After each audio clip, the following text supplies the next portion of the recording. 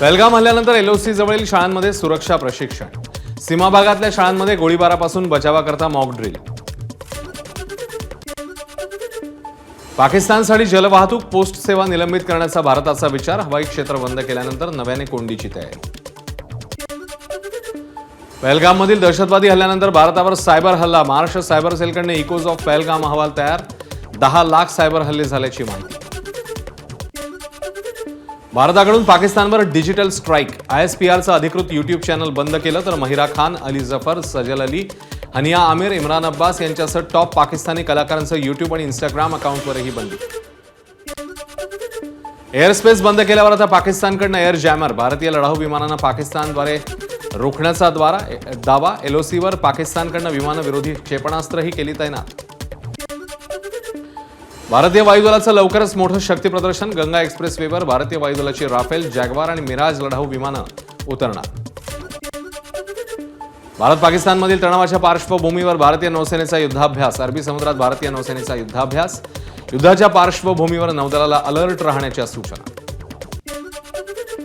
सागरी सुरक्षेसाठी Bharat अमेरिकेकडनं Bharat Indo Pacific सागरी जागरूकता सॉफ्टवेअर खरेदी करणार, यासाठी भारत अमेरिकेत $131 दशलक्ष करार.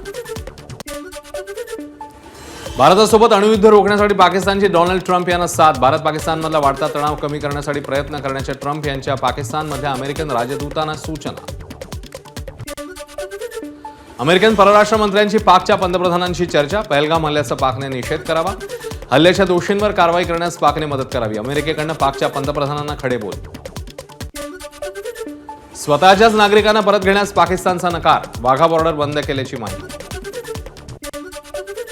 पहलगाम हल्ल्याशी संबंधित FIR माझाच्या हाती, दहशतवाद्यांना पाकस्थित सूत्रधारांकडून मिळत होत्या सूचना, हल्ल्यासाठी बेकायदेशीरपणे मिळवलेली ऑटोमॅटिक हत्यारं वापरली.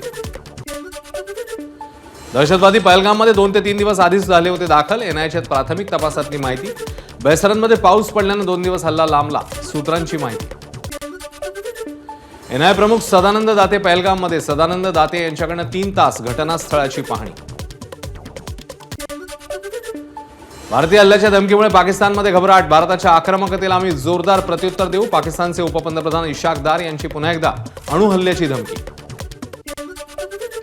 भारत पाकिस्तान सीमेवर दहशतीचं वातावरण, सीमेवरच्या गावांमध्ये राहणाऱ्या लोकांनी घरात बंकर बांधायला केली सुरुवात, गोळीबारापासून रक्षण करण्यासाठी बंकर बांधायला सुरुवात.